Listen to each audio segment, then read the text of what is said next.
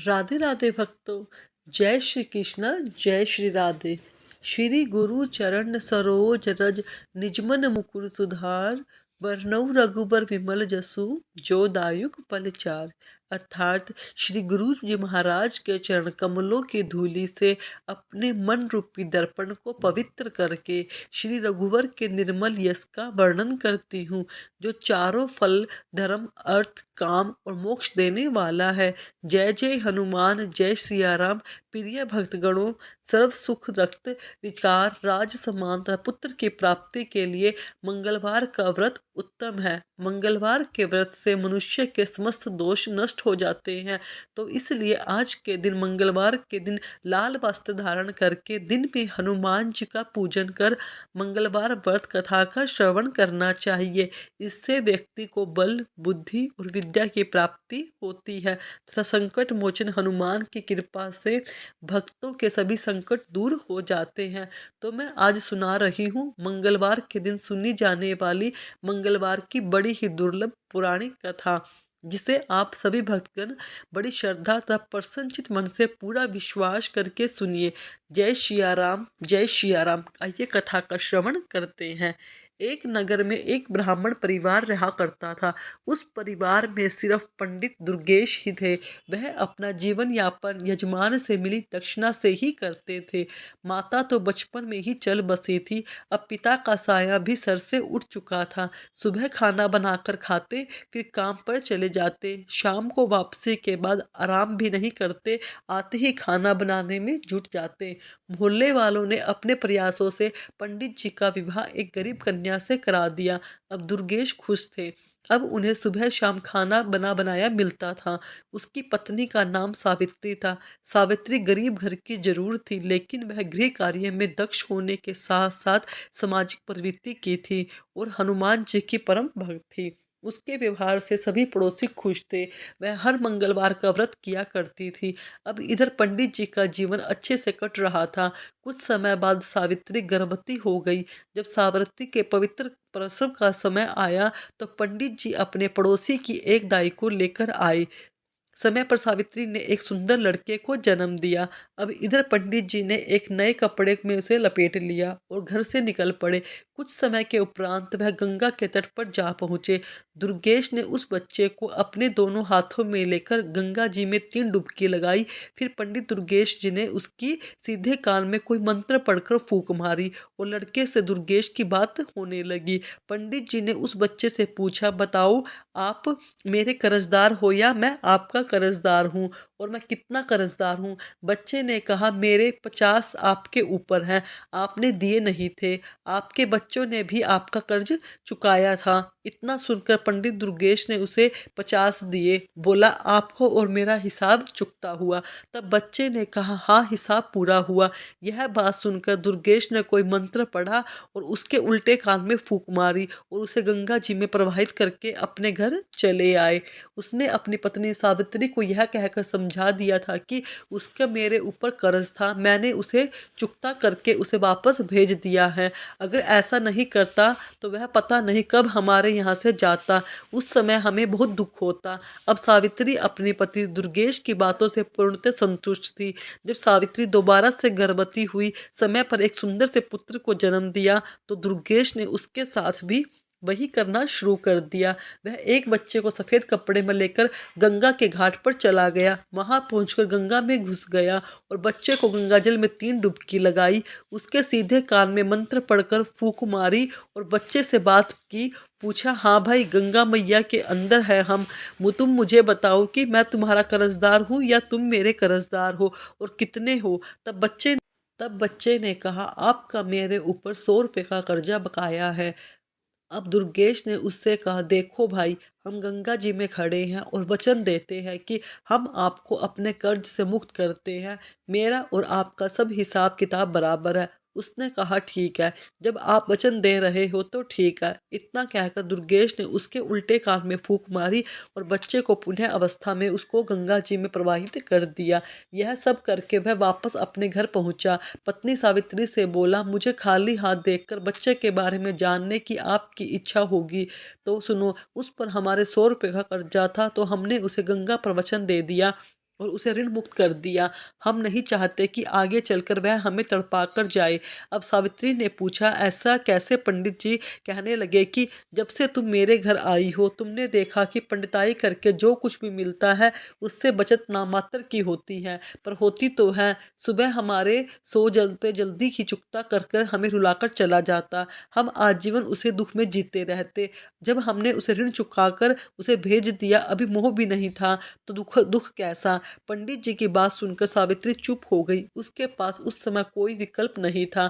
फिर भी सावित्री को बहुत दुख था। वह अपनी व्यथा किसी से कह भी नहीं सकती थी, लेकिन अंदर ही अंदर टूट रही थी। अब वह पहले जैसी हंसमुख नहीं रही। उसका कमल सा मुख मुरझाने लगा। एक दिन एक बुढ़िया ने, जो उसकी पड़ोस में रहती थी, उसने कारण जानना चाहा। सावित्री उस बुढ़िया को बहुत मानती थी, इसलिए वह उसके आग्रह को ठुकरा ना सकी और अपनी आप बीती उसे बता दी। बुढ़िया कहने लगी, देखो सावित्री, हमारा राजा बहुत दयालु है। वह सभी की सुनता है। कल तुम मेरे साथ चलना और राजा को सब बातें बताना। सावित्री ने उससे कहा, ठीक है माँ जी। अगले दिन जैसे ही दुर्गेश अपने काम पर गए तो पड़ोसन बुढ़िया आ गई। उसे बोली, चलो चलो। अब सावित्री तैयार होकर बैठी थी। वह राजा के पास दरबार में गई। वहां पहुंचने के बाद राजा ने उसकी सारी बातें ध्यान से सुनी। सुनकर राजा ने उस बुढ़िया से कहा, अब यह जिम्मेदारी तुम्हारी है कि आगे जब इसके बच्चा होने का हो तो तुम मुझे सूचना देना। सावित्री से कहा, तुम भी भूल मत जाना। इस बुढ़िया को याद करके मेरे पास भिजवा देना। इसी आशा से दोनों अपने घर आई। सावित्री और पड़ोसन बुढ़िया राजा को आश्वासन मिलने के बाद निश्चित हो गए थे। बुढ़िया तो पूरी तरह अस्वस्थ थी, लेकिन सावित्री अपने दोनों संतानों के बारे में सोचकर ही सिहर जाती थी, जिसका मुंह भी उसने अच्छी तरह से नहीं देखा था। पर पंडित दुर्गेश को तो कोई दुख ही नहीं था। वह जो कर रहा था अपने भविष्य की सोचकर कर रहा था। दुर्गेश ने अपने असीम प्रेम और स्नेह से सावित्री को महान दुख से उबार लिया था। अब दोनों में परस्पर प्रेम की धारा बहने लगी और सावित्री फिर से हनुमान जी की पूजा अर्चना करने लगी। इसी का प्रताप यह हुआ कि सावित्री ने तीसरी बार गर्भ धारण किया। सावित्री ने अपने पड़ोसन बुढ़िया के माध्यम से राजा को भी संदेश भिजवा दिया। राजा ने उसको समझा दिया कि चिंता मत करना, जब प्रसव होने वाला हो तब मुझे सूचित कर देना, मैं सब कुछ अपने आप देख लूँगा। सावित्री खुश होने के साथ साथ पिछली यादों से परेशान थी। वह हर समय अपनी तीसरी संतान की चिंता में डूबी रहती थी। समय समय पर उसकी पड़ोसन आकर उसे समझा जाती। इस तरह धीरे धीरे गर्भावस्था पूर्ण हुई और प्रसव का समय भी आ गया। सावित्री ने दुर्गेश से कहा, आप पड़ोस वाली बुढ़िया को माई को मेरे पास छोड़कर दाई को बुला लाओ। पंडित जी पड़ोसन की बुढ़िया को अपनी पत्नी के पास छोड़कर दाई को बुलाने चले गए। सावित्री ने बुढ़िया से कहा, माँ जी, आप राजा को खबर दे दो, इसलिए मैंने आपको पहले ही बुला दिया है। जब तक दाई आई तब तक राजा भी भेष बदलकर दुर्गेश के घर पहुंचा और इधर उधर टहलने लगा। कुछ समय के पश्चात शिशु के रोने की आवाज आने लगी। तभी पंडित जी अंदर गए और एक साफ नए कपड़े में उसे लेकर घर से निकल गए। जब राजा ने दुर्गेश को बाहर जाते निकलते देखा तो राजा भी उसके पीछे पीछे निश्चित दूरी बनाकर चलने लगा। कुछ समय के पश्चात दुर्गेश गंगा के तट पर पहुंचा। बच्चे को लेकर वह गंगा में घुस गया और कमर तक जल में जाकर रुक गया। अब दुर्गेश ने बच्चे को 3 डुबकी लगवाई, उसके सीधे कान में एक फूंक मारी और सीधे कान में एक मंत्र बोला। अब बच्चा बात करने में सक्षम था। तब दुर्गेश ने उससे पूछा, बताओ, मेरा कर्ज आपके ऊपर है या आपके ऊपर मेरा कर्ज है और कितना है? तब बच्चा कहने लगा, आपका मेरे ऊपर 10,000 का कर्ज है, जिसे मेरे बच्चों ने भी नहीं चुकता किया था। दुर्गेश ने अपनी तसल्ली के लिए पुनः बच्चे से पूछा, देख लो, हम गंगा में खड़े हैं, सच सच बताना, नहीं तो गंगा मैया का पाप लगेगा। यह सुनकर बच्चे ने कहा, सच सच कह रहा हूँ, मेरे ऊपर आपका 10,000 का कर्ज है। पंडित जी ने बच्चे के उल्टे कान में फूंक मारी। बच्चा अपने असली रूप में आकर रोने लगा। अब राजा दूर से सारा अदृश्य देख रहा था। अब दुर्गेश ने बच्चे को गंगा में डुबकी लगाना शुरू कर दिया। राजा कुछ करता इससे पहले ही दुर्गेश 3 डुबकी पूरी करके बच्चे को कपड़े में लेकर जल से बाहर निकलकर किनारे पर आ गया। अब पंडित जी बच्चे को लेकर अपने घर की तरफ चल दिए। राजा के मन में अब यह जानने की उत्कंठा बढ़ती जा रही थी कि आखिर इसने पहले दोनों बच्चों को गंगा में प्रवाहित क्यों किया। अतः राजा ने अपने असली रूप में आकर दुर्गेश को रोक लिया।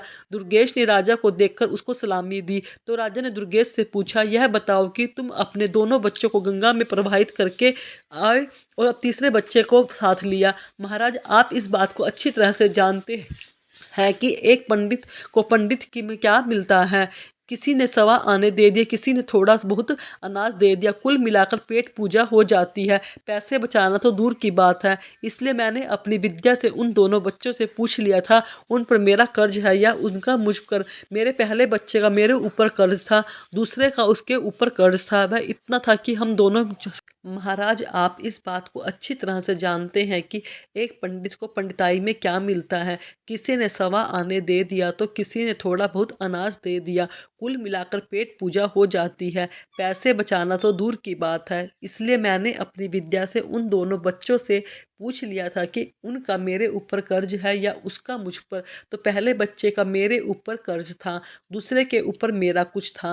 वह इतना था कि हम दोनों हमें छोड़कर चले जाते, हमारी तो कमर ही टूट जाती। इसलिए उन दोनों से हिसाब चुकता करके वही मैं प्रवाहित कर दिया।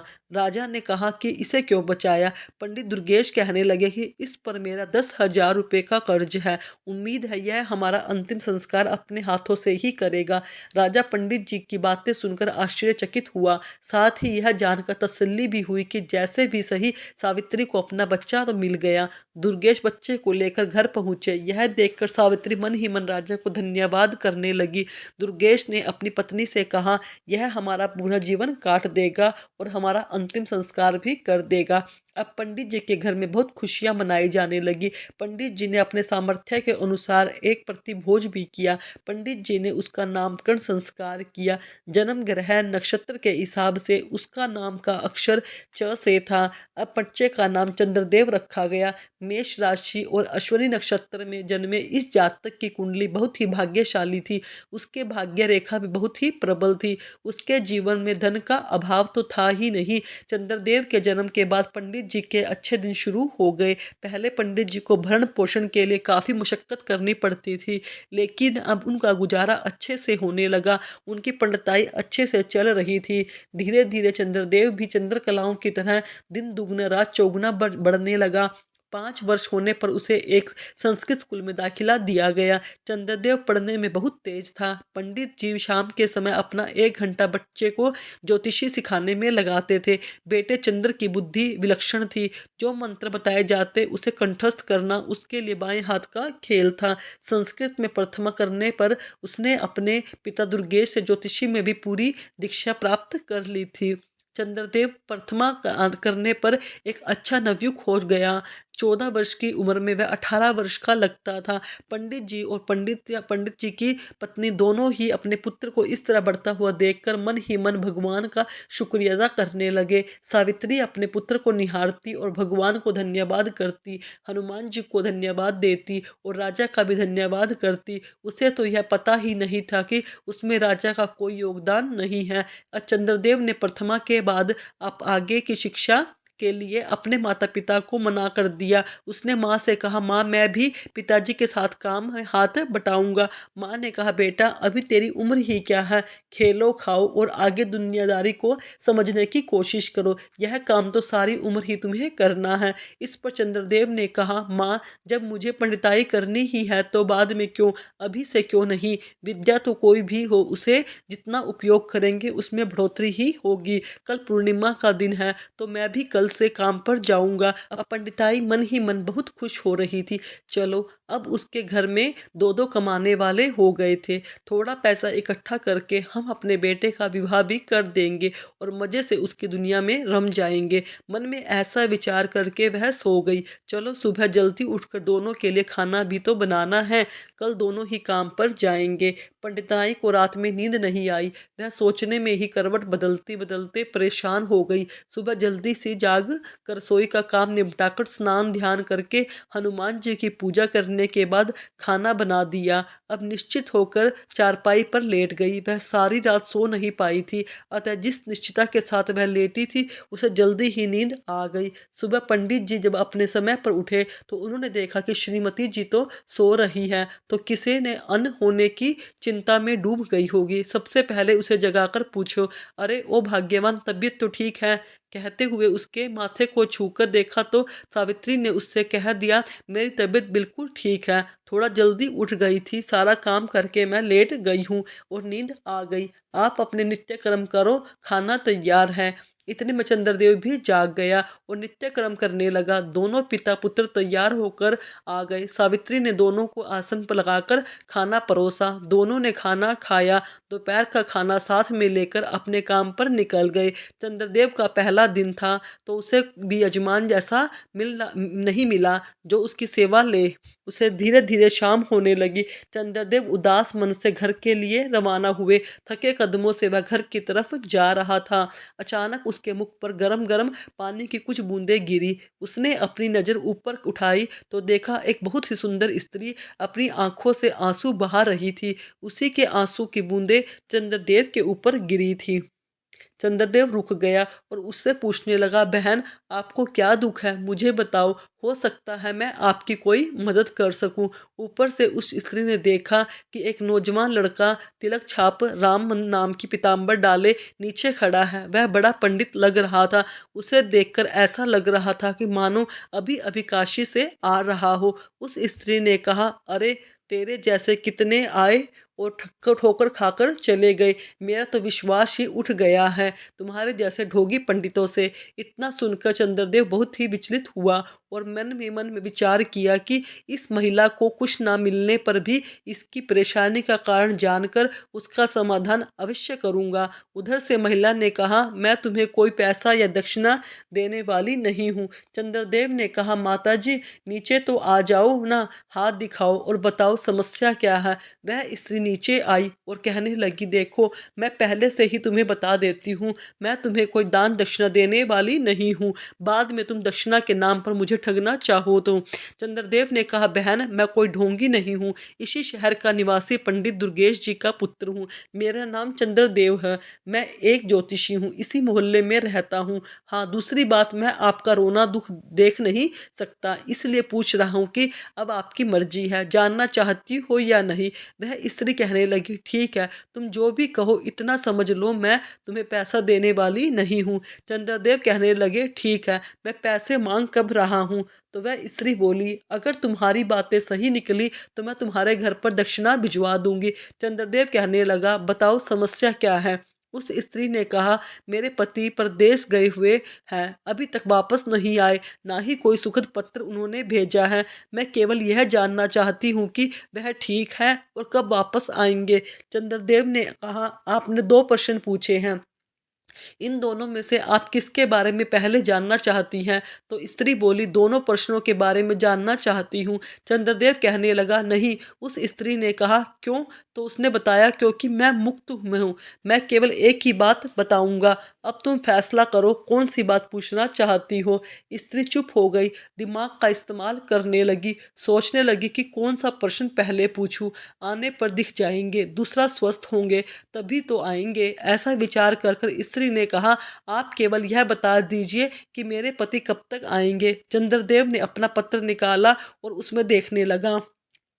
अपनी उंगलियों पर गणना करके करीब आधा घंटे की गणना के बाद उसने कहा, सुनो आपके पति आज रात्रि में ही आ जाएंगे। स्त्री बोली, क्या पागल हो गए हो, ढोंगी कहीं के, मेरे मुझे बेवकूफ़ समझा है क्या। चंद्रदेव ने कहा। वो स्त्री ऐसे बोली, पैसे का लालच होगा। चंद्रदेव बोला, बहन जब कह दिया कि मुफ्त में ही सवाल बताऊंगा फिर यह सी बात क्यों कह रही हो आप। स्त्री कहने लगी कि अभी तक तो मुझे किसी ने भी कुछ भी नहीं बताया। चंद्रदेव बोला, बहन मैं ज्योतिषी हूँ, ठग नहीं, अब तक आपको ठगों से पाला पड़ा होगा। मैं अपनी विद्या के अनुसार बता रहा हूँ कि आपके पति रात्रि में 12 बजे तक आ जाएंगे। वह स्त्री बोली, आप सही कह रहे हैं, मेरे साथ ठगी हो चुकी है, इसलिए अब मैं किसी और पर विश्वास नहीं कर सकती, किसी को पहले पैसा भी नहीं दूंगी। चंद्रदेव कहने लगा, बहन मैंने तो पहले ही कहा था, मुक्त का मतलब, अगर आपको मुफ्त सही लगे तो ले, नहीं तो रहने दो, दक्षिणा जो उचित समझो भिजवा देना। उसने कहा, अच्छा अच्छा ज्योतिषी जी, तो आप कह रहे थे कि हमारे पति आज रात आ जाएंगे। चंद्रदेव कहने लगा, आज रात्रि के ठीक 12 बजे आपके पति आ जाएंगे। सुनो, वह पैदल नहीं आएंगे, वह हाथी पर आएंगे और बहुत सारा धन लेकर आएंगे। वह कहने लगी कि मैं तुम्हें बता दूं कि जितना लाएंगे उसका आधा आपको दक्षिणा भिजवा दूंगी। चंद्रदेव ने कहा अच्छा तो अब मैं चलता हूँ। स्त्री कहने लगी ठीक है जाओ चंद्रदेव। वहां से वह अपने घर के लिए निकल पड़ा। रास्ते में सोचता जा रहा था पहले दिन बोनी तो नहीं हुई, उधार हुआ है, यही मन में सोचते सोचते घर पहुंचा। अब अपने पुत्र को आया देखकर सावित्री मन ही मन सोचने लगे कि मेरा लाडला इतनी देर से आया है, कमाई भी अच्छी करके आया होगा। सोचते हुए उसने दरवाजा खोला, चंद्रदेव को गुनगुना पानी लाकर दिया और कहने लगी बेटा हाथ मुंह धो लो, थकी हारे आए हो, खाना खा लो। कहने लगी तुम्हारे पिताजी तुम्हारा इंतजार कर रहे हैं और भूखे बैठे हैं। चंद्रदेव ने कहा अच्छा माँ मैं अभी हाथ मुंह धोकर आता हूँ। कुछ ही देर में चंद्रदेव हाथ मुंह धोकर आया। उसकी माता ने दोनों के लिए आसन लगा दिया और खाना परोसा। तभी माता ने पूछा बेटे कैसा रहा तुम्हारा आज का दिन। चंद्रदेव ने कहा माँ बस भोनी तो नहीं हुई, बस उधार हो गया। माँ बोली तभी तो कहती हूँ अभी खेल कूद की उम्र है, अभी तो तेरे पिताजी कमा ही रहे हैं, पर तूने भी जिद करके सारा दिन ऐसे ही भटकता रहा। चल उधार ही किया तो क्या पता आपका पता आया क्या कि नहीं। इन्हीं बातों का चलते चलते खाना खा लिया। सब लोग खाकर सो गए। इधर जो वह स्त्री थी वह अपने पति का इंतजार करने लगी। इंतजार करते करते रात के ठीक 12 बज गए और सच में उसका पति हाथी पर बैठकर अपने घर आ गया। उसने दरवाज़ा खुलवाया, उसकी पत्नी ने दरवाज़ा खोला। यह वह सोचकर बड़ी ही प्रसन्न हुई, वाकई में वह लड़का बहुत ही बड़ा ज्योतिषी है, उसे इनाम देना चाहिए। इसलिए उसने अपने पति से कहा जाओ सबसे पहले पंडित दुर्गेश के घर जाओ और उसे उसका इनाम दो, उसी की वजह से मुझे पता चला कि तुम आने वाले हो, उसके बाद ही घर में कदम रखना। अब वह आदमी बहुत समझदार था। भाग्यवान पहले घर में तो आने दो, नहीं पहले जब तक दक्षिणा देकर नहीं आओगे घर में कदम मत रखना। अब यह ठीक है कहकर पंडित दुर्गेश के घर चला गया।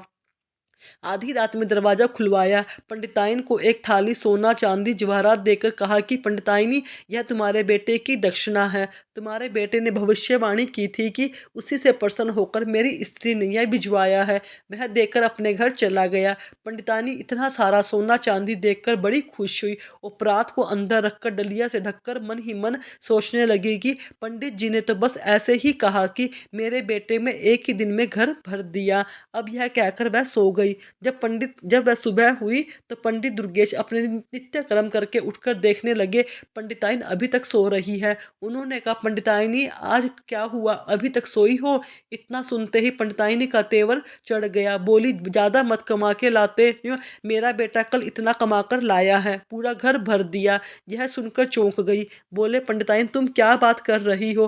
पंडिताइनी ने कहा हाँ सही कहती हूँ, तुम्हारे पुत्र ने कल जो उधारी किया था ना उसे रात में जजमान ने पहुंचा दिया है। यह देखो एक परात भरी मुद्राएं हैं।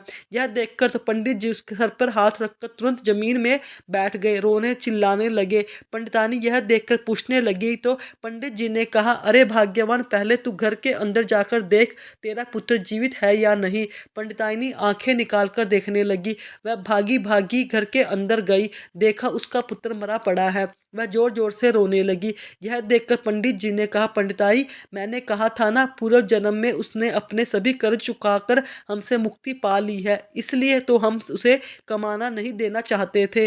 अब तुम हनुमान जी की पूजा करो, अब वही तुम्हारे पुत्र को वापस ला सकते हैं। यह सुनकर पंडित बिना अन्न पानी के एक हफ्ते तक उपवास करती रही। जब पूरा हफ्ता हो गया तब मणसन हो गई। यह देखकर हनुमान जी भी बड़ी प्रसन्न हुए। बोले यदि मैंने इस ब्राह्मणी को दर्शन नहीं दिए तो सभी भक्तों का मुझ पर से विश्वास उठ जाएगा। यह सोचकर हनुमान जी महाराज पंडिताइन के घर पर उसकी कुटिया में प्रकट हुए और बोले पंडिताई तुमने मंगलवार का व्रत करके मुझे बड़ा ही प्रसन्न किया है।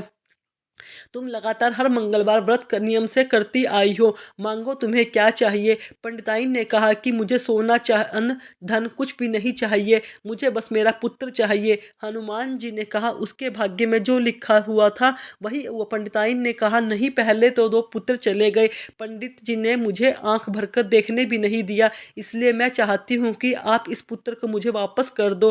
प्रिय भक्तों उस पंडिताइन की कठिन तपस्या से प्रसन्न होकर हनुमान जी ने तथास्तु कह दिया और कहा पंडिताइन जरा कमरे के अंदर जाकर तो देखो तुम्हारा पुत्र तुम्हें बुला रहा है। पंडिताइन ने जैसे ही पुत्र के कमरे में कदम रखा उसका पुत्र हंसता खेलता अपनी माँ के चरणों